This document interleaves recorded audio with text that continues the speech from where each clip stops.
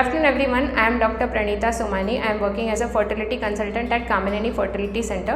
Today we will be talking about the tubal factor in infertility. So whenever a couple visits a fertility center, as a part of the evaluation, the doctor asks for the tubal patency test, which is very important to assess the status of the tubes. So why exactly are the tubes so important?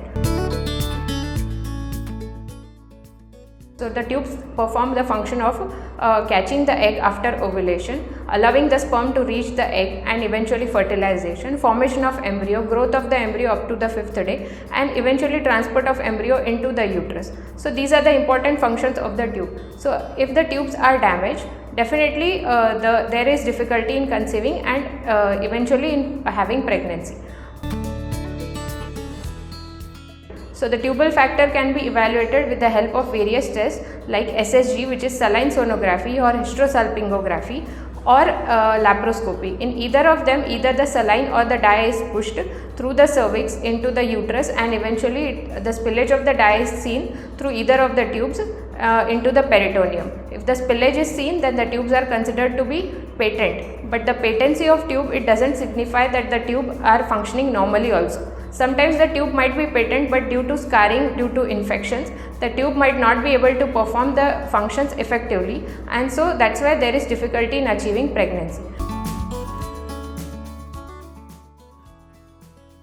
Generally, it is pelvic inflammatory diseases which can be acute or chronic due to various organisms which are found in the vagina, which eventually migrate into the tubes and damage the tubes over a period of time. Generally, PIDs might be missed or untreated, which can lead to scarring of the tubes. Eventually, these PIDs might lead to formation of hydrosalpinx. Hydrosalpinx is a situation of the tube where there is fluid collection inside the tube. Because the tube is closed at both the ends, this fluid has no way out, and sometimes it might seepage into the uterine cavity, and this might be a problem for the implantation of the embryo eventually.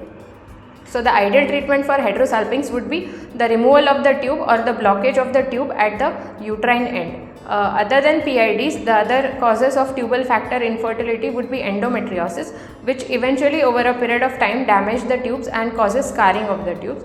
Other than that, there might be history of previous tubal surgeries due to tubal ligation or previous ectopic pregnancies. All these things can damage the tube and might make the tube not useful for the eventual use or for pregnancy. So these were the causes, and diagnosis is done based on HSG and SSG. And what is the treatment option which is available if the tubes are not working or if they are not patent? Two treatment options which are available. One is tubal surgery and the other is IVF or assisted reproductive techniques.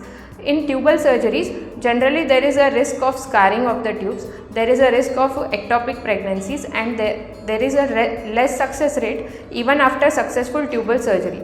As compared, the other best option is IVF. In IVF, because the embryo is formed inside the lab, outside the uterus, and so there is no need of the tubes to be open or not.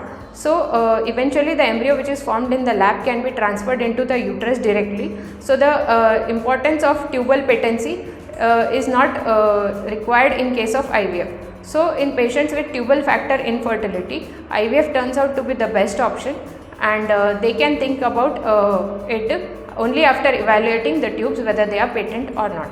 Thank you.